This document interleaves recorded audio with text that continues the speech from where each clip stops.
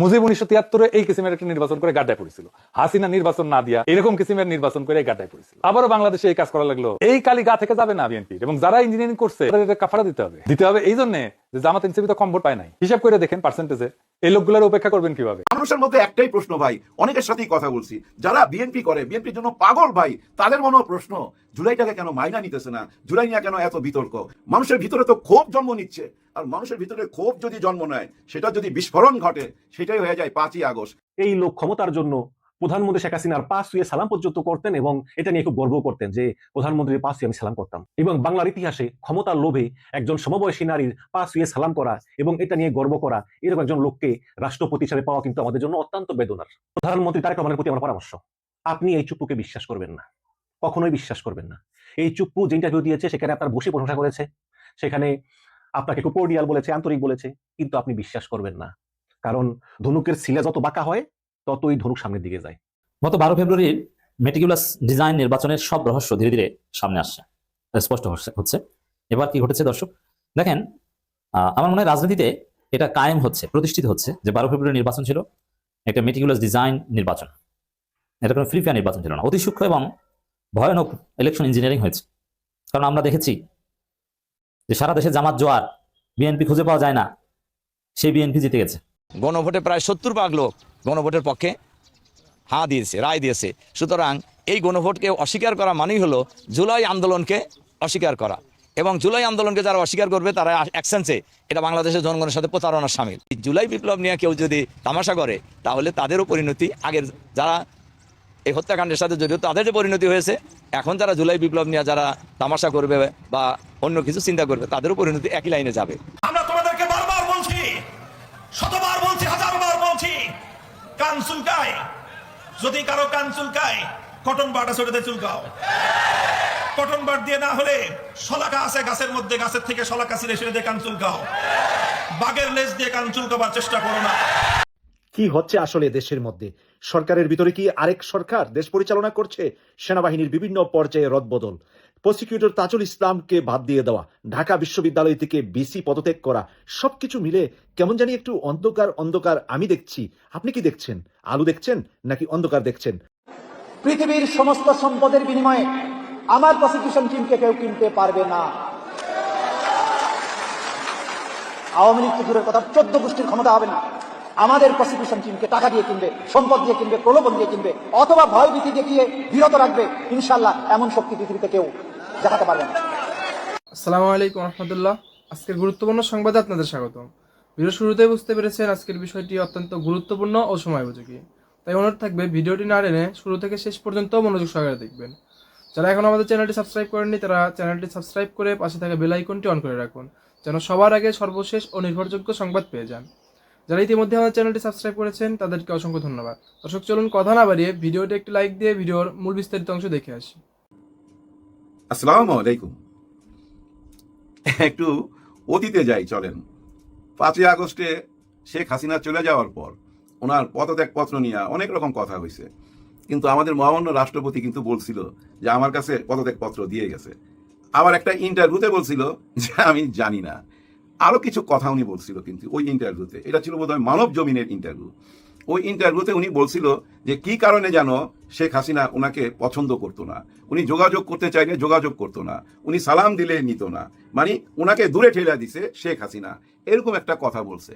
অনেকের মনে একটা সিম্পেথি আসছে, তাই না, যে আয় হায় ওনাকে এত অবহেলা করতো, যাই হোক থাকুক মানুষটা। এখন দেখেন আবার একই ঘটনা, ভাই একই ঘটনা। কেমনি একই ঘটনা হইলো? শেখ হাসিনা 5ই আগস্টে যাওয়ার পর উনি যে কথাগুলো বইলা আমাদের সিম্পেথি নিছে। এখন দেখেন এই যে আমাদের নির্বাচন হইলো, নির্বাচনে শপথ নেওয়ার পর উনি একটা ইন্টারভিউ দিছে। ওই ইন্টারভিউতে উনি যা কিছু বলছে, ওই শেখ হাসিনার ব্যাপারে যা বলছিল ঠিক ওই একই রকমই কথা ডক্টর ইউনূস স্যারের বিরুদ্ধে। ডক্টর ইউনূস স্যার ওনাকে অবহেলা করছে, ওনার সাথে যোগাযোগ করতো না, বিদেশে গেলে আয়সা ওনাকে টেলিফোন দিত না, এবং আমেরিকার সাথে কি কি চুক্তিপত্র করছে ওনাকে জানায় নাই। ওনার 2বার বিদেশে যাওয়ার সুযোগ হয়েছিল, ওনাকে যাইতে দেয় নাই। কাতারের আমির সাহেব ওনার জন্য অপেক্ষা করতেছিল, উনি যাইতে পারে নাই। ওনার কোনো বাণী বা ওনার কোনো নিউজ পেপারে ছাপতে দিত না। মোট কথা ওনাকে বন্দি করে রাখছে। এই কথাগুলো উনি বলছে। পুরা ইন্টারভিউটার মধ্যে দেখবেন টোটাল টার্গেটটাই কিন্তু ডক্টর ইউনূস স্যার। ওই একই ঘটনা আবার দেখেন, একই ঘটনা 5ই আগস্টের পর শেখ হাসিনার বিরুদ্ধে যেরকম অভিযোগ, এখনো কিন্তু সেম অভিযোগই, কিন্তু আরো বড় কইরা, আরো বোল্ডলি। এই মুহূর্তে তো ভাই উনি পুরা বিএনপির মধ্যে হিরো। হ্যাঁ, আমার তো মনে হইতেছে রাষ্ট্রপতি চেঞ্জ করার দরকার নাই, উনাকে রাইখা দেওয়া উচিত। কারণ উনি তো বলছে যে আমাকে এখানে টিকায় রাখছে বিএনপির কারণে উনি টিকা আছে। এবং আর্মি ভাইরা নাকি ওনাকে বলছে যে আপনাকে ধরে রাখতেই হবে, আপনি না থাকলে তো দেশের সংবিধানই থাকে না, আপনাকে থাকতে হবে, আমরাও আছি আপনার সাথে, এইভাবে টিকায় রাখছে। এখন আসি মূল কথায়। দেখেন ইতিহাস কি বলে। ইতিহাস কিন্তু বলে বন্ধুর প্রশংসার চেয়ে শত্রুর স্বীকারোক্তি অনেক বড় প্রমাণ, শক্ত প্রমাণ। হ্যাঁ, বন্ধুর প্রশংসার চেয়ে শত্রুর স্বীকারোক্তি অনেক বড় প্রমাণ। কি প্রমাণ? এই যে আমরা বইলা বেড়াইতাম না, বেইমানি করছে ডক্টর ইউনূস স্যার, বেইমানি করছে জুলাইয়ের সাথে, ওদের সঙ্গে তলে তলে হাত কইরা ওদেরকে ক্ষমতা আইনা দিছে। আবার ওই যে খলিল সাহেব তো এখানে মন্ত্রী বানাই দিছে, এই খলিল সাহেবই লন্ডনে যায় সবকিছু ঠিকঠাক কইরা ক্ষমতা দিয়া চুপচাপ ডক্টর ইউনূস এখন বিদেশে চলে যাবে কিছুদিনের মধ্যে সেফ এক্সিট নিয়া। তার মানে উনি জুলাইয়ের সাথে বেইমানি করছে। এখন দেখেন এখানে যে কথাবার্তাগুলো বলছে মহামান্য রাষ্ট্রপতি, যে কথাগুলো বলছে, উনার কথা থেকে বোঝা যায় যে উনার শত্রু ছিল ডক্টর ইউনূস। তার অর্থ কি দাঁড়ায়? ডক্টর ইউনূসের শত্রু উনি, উনার শত্রু ইনি। এখন দেখেন শত্রুর স্বীকারোক্তিতে বোঝা যাচ্ছে ডক্টর ইউনূস কোন রকম বেইমানি করে না এই জুলাইয়ের সাথে।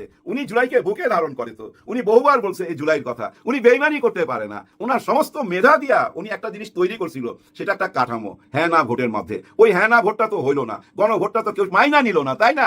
উনি যে কাঠামোটা তৈরি করে গেছিল ওর ভিতর দিয়ে যাওয়া মানে কি জানেন? জনগণের হাতে ক্ষমতা তুলে দেওয়া। এখন আমরা তো ভাই হ্যাঁ ভোটের মাধ্যমে দেশের মালিক হয়ে গেছি, দেশের মালিক হয়ে গেছি না? এখন উচ্চ আদালতে যাই বলতে হবে সবাইকে, আমাদের যারা আমরা হ্যাঁ ভোটে ভোট দিছি, যে উচ্চ আদালত আমরা যে হ্যাঁ ভোটে ভোট দিলাম আমরা তো জনগণের মালিক, সেই মালিকানা বুঝাইয়া দাও। এই কথা তো বলার সময় এসে গেছে, এছাড়া আর উপায় কি, তাই না? যাই হোক, ডক্টর ইউনূসকে আপনারা ভুল বুঝবেন না, উনি জুলাই পক্ষেই ছিল।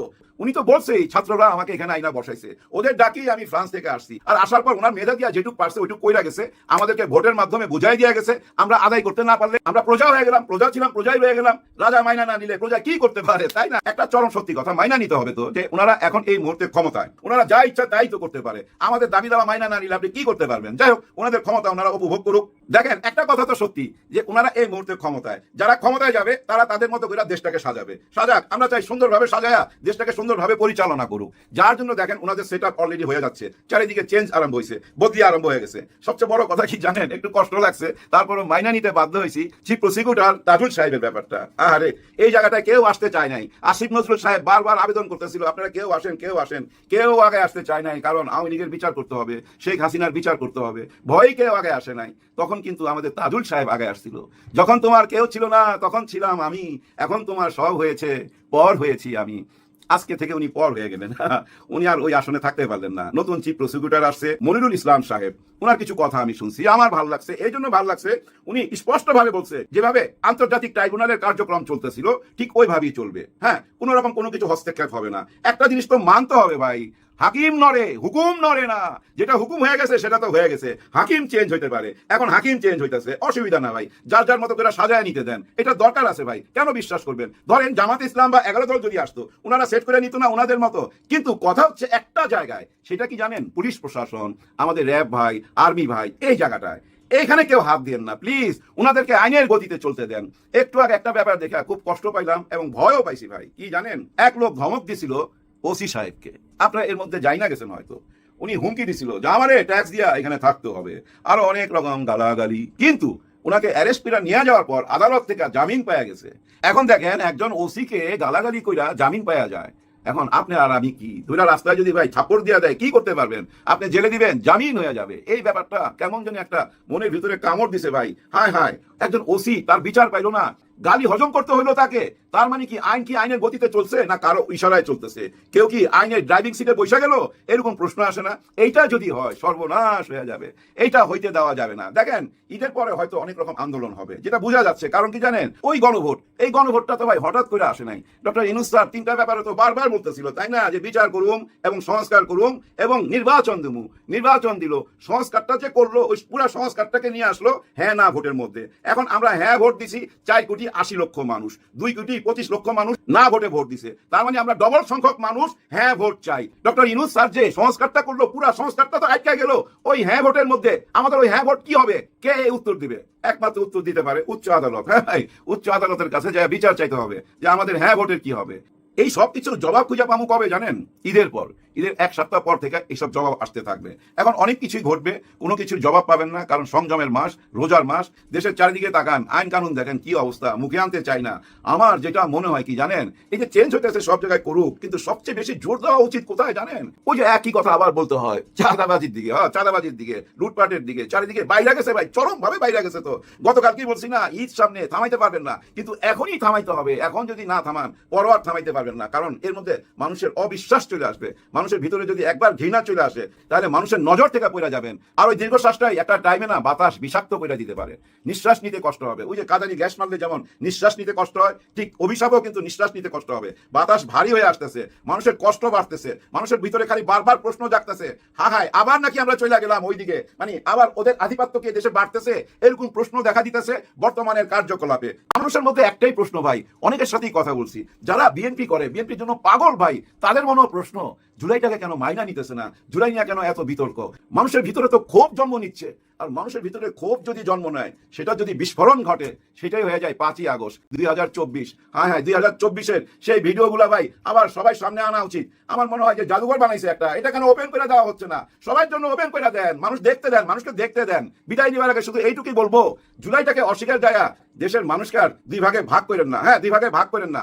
আবার যদি সেই আগের অবস্থা হয়ে যায়, আবার যদি সেই রাস্তাঘাট অশান্ত হয়ে যায়, আবার ধর্মঘট, মিছিল, মিটিং, তাহলে সাধারণ খেটে খাওয়া মানুষের যে কি কষ্ট হয়, মানুষের চলাচলের যে কি কষ্ট হয়, আপনারা তো জানেন। ওই পথে যাওয়ার দরকার নাই, আপনারা সংসদে বসেন, সংসদে বসার সিদ্ধান্ত নেন। হ্যাঁ সংসদে বসার সিদ্ধান্ত নেন। আর ডক্টর ইউনূস স্যার যে বইলা গেল জনগণের হাতে ক্ষমতা তুলে দিবে, সেই ক্ষমতাটা আদায় করে দেন, নাহলে তো আমরা প্রজাই থেকে গেলাম, আপনারা রাজাই হয়ে গেলেন। এই গণভোটের স্বীকৃতি মানি, জনগণ এই দেশের মালিক, নাহলে আপনারা রাজা আমরা প্রজা। হ্যাঁ জাহাপানা, আপনারা যাহা বলিবেন তাহাই মানিয়ে নিব। 2024 সালের অক্টোবরের দিকে রাষ্ট্রপতি চুপ্পুকে পদ থেকে সরিয়ে দেওয়ার জন্য যখন বঙ্গভবনের সামনে আন্দোলন শুরু হয়, তখন আমি কিন্তু এর বিরোধিতা করেছিলাম। আমার মতো অনেকেই করেছিল। আমি তখন বলেছিলাম যে কি দরকার একে সরাইয়া, তাই না? সরাইলে একটা সাংবিধানিক সংকট হবে, কারণ রাষ্ট্রপতিকে শুধু ইমপিচমেন্ট করতে পারে সংসদ এবং নিয়োগ করতে পারে সংসদ, যেহেতু সংসদ নাই। এবং রাষ্ট্রপতি চুপ্পুর অতীত যাই থাকুক না কেন, তিনি তো রাষ্ট্রটার ক্ষতি করতেছেন না, তিনি তো এখন চুপচাপ নিরিবিলি তিনি যা বলতেছে তাই করতেছে, কোনো ফাইল পাঠাইলে সই করে দিচ্ছে, তাই না? তো এই হল অবস্থা। কিন্তু গতকালকে তিনি কালের কণ্ঠকে যে ইন্টারভিউটা দিলেন, সেই ইন্টারভিউটা আসলেই একটা মানে খুবই একটা বিশাল ব্যাপার, যে একজন রাষ্ট্রপতি কিভাবে তিনি গৃহবন্দী ছিলেন।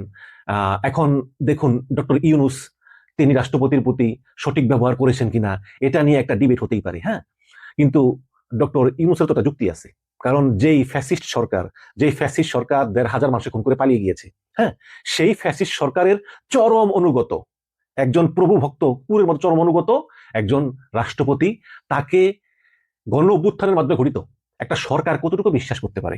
তাকে যে পদে রাখছেই তো বেশি, তাই না?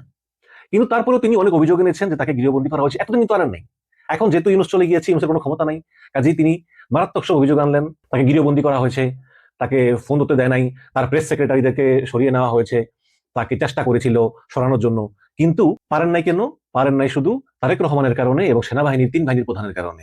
এটা তিনি দায়িত্বকণ্ঠে স্বীকার করতেছেন, কিন্তু এতদিন বলেননি। হাসিনা পলায়নের পর তিনি এই 2টি ইন্টারভিউ দিলেন। একটা দিলেন মানব জমিনের মতি ভাইকে, তখনই তো এই মতি ভাই ইন্টারভিউ পরেই তো ছাত্র জনতা তার পদত্যাগের দাবিতে বঙ্গভবন ঘেরাও করেছিল। আর এই ইউনূস যাওয়ার পরে তিনি এই সাক্ষাৎকার দিলেন কালের কণ্ঠের নির্বাহী সম্পাদক হায়দার আলীকে। চুপ্পুকে যদি আসলে অভিশংসন করা যেত, হ্যাঁ, যদি ডক্টর ইউনূসের সময় সংসদ প্রাণবন্ত থাকতো, সংসদ থাকতো, বা একটা নর্মাল সরকার থাকতো, যদি ডক্টর ইউনূসের মতো অন্তর্বর্তীকালীন সরকার থাকতো, তাহলে কিন্তু এই চুপ্পুর মতো লোককে ইমপিচমেন্ট করা যথেষ্ট কারণ ছিল। কারণ 1 নম্বর হচ্ছে এই লোকটা ব্যক্তিত্বহীন, এই লোকটা দুদকের কমিশনার ছিল, 1000-5 টাকা পাইলে ঘুষ খাইতো এবং এটা নিয়ে মারামারিও করতো।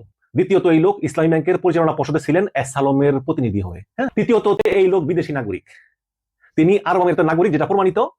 এবং এই লোক ক্ষমতার জন্য প্রধানমন্ত্রী শেখ হাসিনার পা ছুঁয়ে সালাম পর্যন্ত করতেন, এবং এটা নিয়ে খুব গর্ব করতেন যে প্রধানমন্ত্রীর পা ছুঁয়ে আমি সালাম করতাম। এবং বাংলার ইতিহাসে ক্ষমতার লোভে একজন সমবয়সী নারীর পা ছুঁয়ে সালাম করা এবং এটা নিয়ে গর্ব করা, এরকম একজন লোককে রাষ্ট্রপতি হিসেবে পাওয়া কিন্তু আমাদের জন্য অত্যন্ত বেদনার, কোনো সন্দেহ নাই। এখন ইউনূস সরকারের সমস্যা ছিল কি? ইউনূস সরকার আসলে অন্তর্বর্তীকালীন সরকার, তাই না? যেটা আমি বললাম, তাদের মূলত 2টা ভিত্তি ছিল বৈধতার। একটা হচ্ছে যে ওই সুপ্রিম কোর্টের 106 নম্বর অধ্যাদেশ, যেটা অনুসারে তারা গঠিত হয়েছে।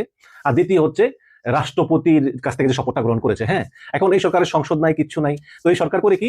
এই সরকার নির্বাহী ক্ষমতা বলে অধ্যাদেশ জারি করে আবার সেটা রাষ্ট্রপতির কাছে পাঠায়, রাষ্ট্রপতি সেটা সই দিয়ে দেয়। এভাবেই কিন্তু সরকারটা চলছিল। প্রায় 133-34টা অধ্যাদেশ জারি করা হয়েছে, যদি আমি ভুল না করে থাকি, কম বেশি হতে পারে। তো এভাবেই সরকার চলছিল। এখন সমস্যা যেটা হয়েছিল যে রাষ্ট্রপতিকে যদি চাপ দিয়ে টিয়ে বা যা কিছু করেই হোক না কেন রাষ্ট্রপতিকে পদ থেকে বাধ্য করা হয়, তাহলে তো সমস্যা হচ্ছে যে এই নির্বাহী ক্ষমতা বলে ডক্টর ইউনূস তো একটা অধ্যাদেশ জারি করবে, বাট রাষ্ট্রপতির সাইন লাগবে। রাষ্ট্রপতি পাবে কোথায়? রাষ্ট্রপতি একমাত্র সংসদীয় নতুন রাষ্ট্রপতি নির্বাচন করতে পারে। আর রাষ্ট্রপতির বর্তমানে স্পিকার থাকে, স্পিকার একজন পলাতক, একজন জেলে। এই কারণেই আসলে তিন বাহিনীর প্রধান, তারপরে বিএনপি, তারপরে এমনকি মার্কিন দূতাবাস সহ ওরা বলেছিল যে দরকার নেই, আছে থাক, এভাবেই চলুক।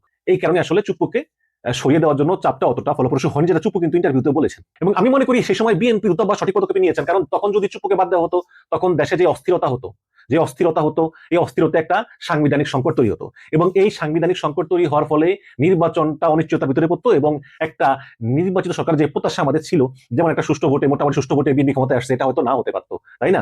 এবং দ্বিতীয়ত জেনারেল ওয়াকারের মতো একজন সেনা অফিসার, তাকে নিয়ে সমালোচনা আছে, বাট এটা তো সত্য যে জেনারেল ওয়াকারের ক্ষমতার কোনো লোভ নেই। কারণ দেশে যখন এই ধরনের সাংবিধানিক সংকট তৈরি হয় তখন কিন্তু সেনাপ্রধান যদি অসৎ হন, তাহলে সেনাপ্রধান কিন্তু খেয়াল রাখেন যে এইটাই তো সুযোগ আমার, তখন সেনাপ্রধান ক্ষমতা নিয়ে নেন। কিন্তু যেহেতু ওয়াকারের কোনো ক্ষমতা লোভ নাই, ওয়াকার ক্ষমতা নিতে চাননি, এই কারণেই হয়তো আমাদের একটা নির্বাচন হয়েছে এবং আমরা একটা সুষ্ঠু নির্বাচন পেয়েছি এবং একটা নির্বাচিত সরকার আমরা পেয়েছি। তো এই ছাত্ররাও যখন চুপ্পুর বাসভবন ঘেরাও করে, ছাত্ররা মনে করতেছিল তারা সফল হবে, কারণ এর আগে ছাত্ররা আন্দোলন করে সুপ্রিম কোর্টের সকল বিচারকদেরকে লাগিয়ে দিয়েছিল।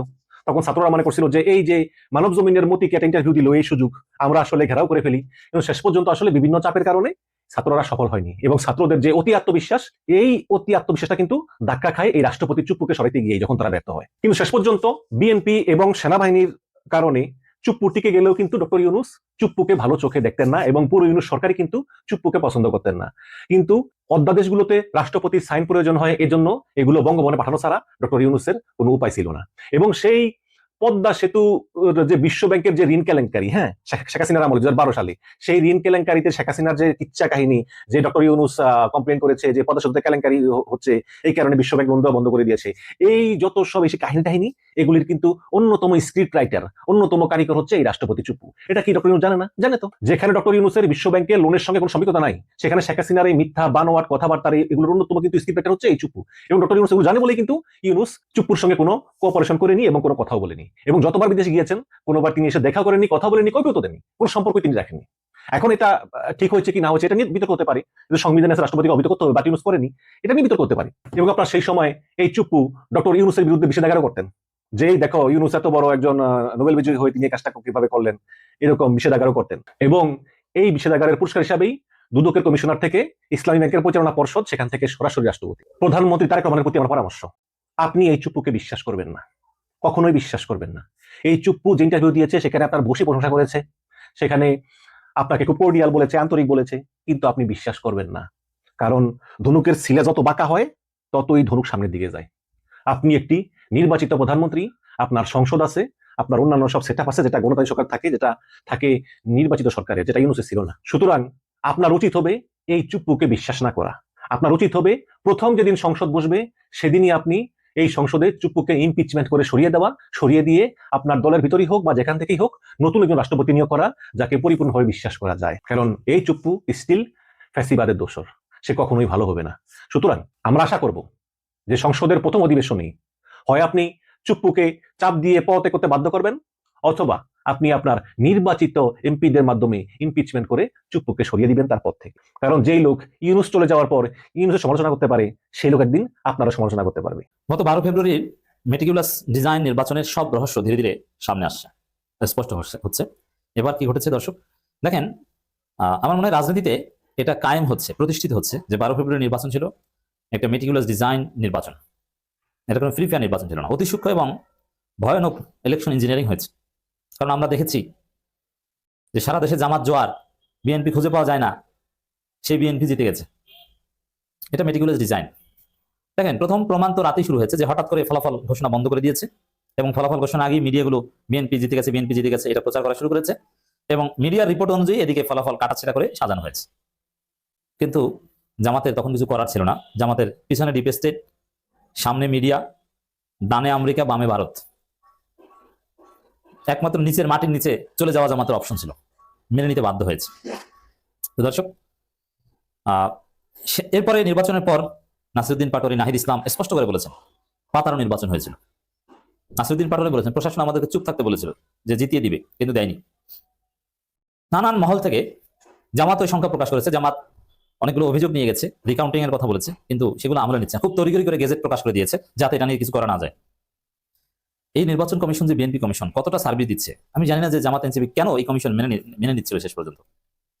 এরা এখন সেই স্থানীয় সরকার নির্বাচন দলীয় প্রতীকে হবে না স্বতন্ত্র নির্দলীয় হবে, এটা এখন বিএনপির উপর ছেড়ে দিচ্ছে।